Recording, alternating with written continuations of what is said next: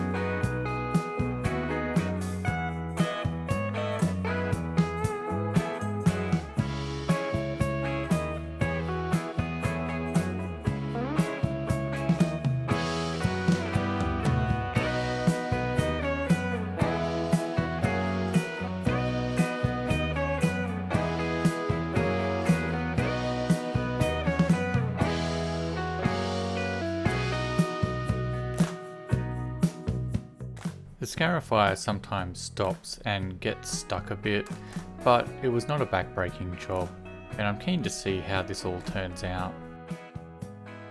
Onto the mowing.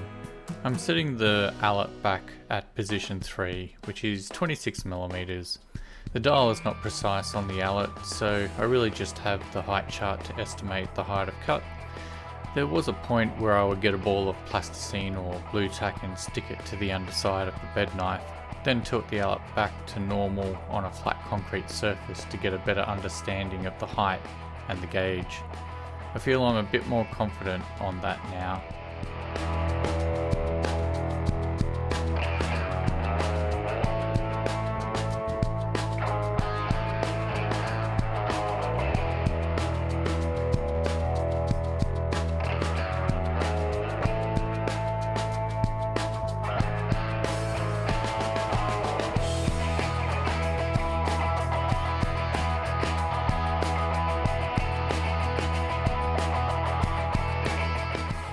One thing to mention also is that I checked the blade again today, and to my surprise, it needed a turn of 1 click both sides to get the blade to cut paper again. I'm actually really surprised by that. I backlapped the blade 2, maybe 3 weeks ago, and have done 4 mows since then. How can the blade get that loose again so quickly? I think I'm going to need to check the blade every time I use the Allett and get a better feel for how often I need to check and adjust. I think every time is a bit excessive, but that will hopefully just be for a short time, 3 weeks or so, and then I'll have a better understanding of the blade cartridge and be better prepared for next season. Maybe this is the cause of all the scalping. If it is, I think I'll just have to reevaluate my process and hang my head in shame and go sit in the naughty corner and have a good hard think about what I've done.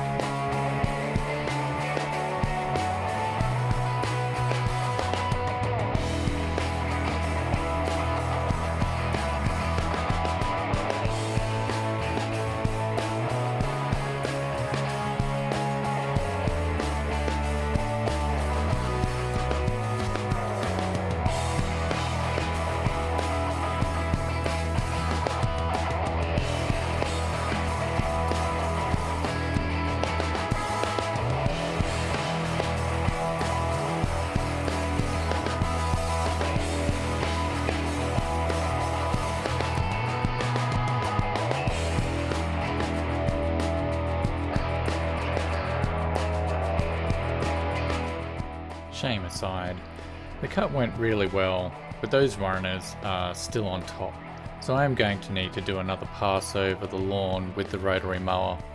I won't be filming that, and it won't be today, probably tomorrow.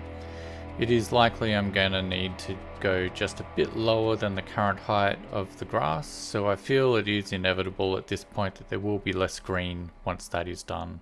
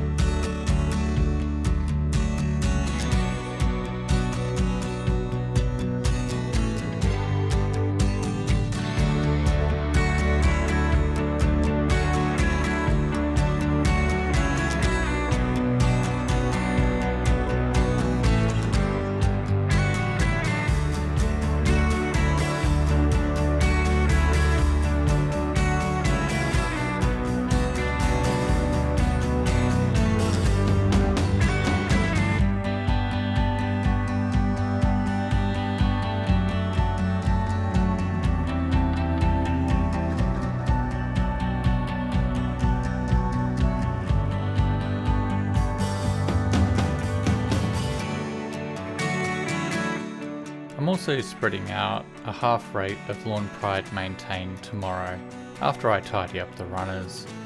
Project Green is all about frequent lower rates of lawn food over the cooler months to keep everything ticking along nicely. Anyway, enough about all that. I'm off now to mow the front yard, and I'll leave you with the shed sprinkler today. So, thanks for watching. Please like, comment and subscribe. See you next time. Hooroo!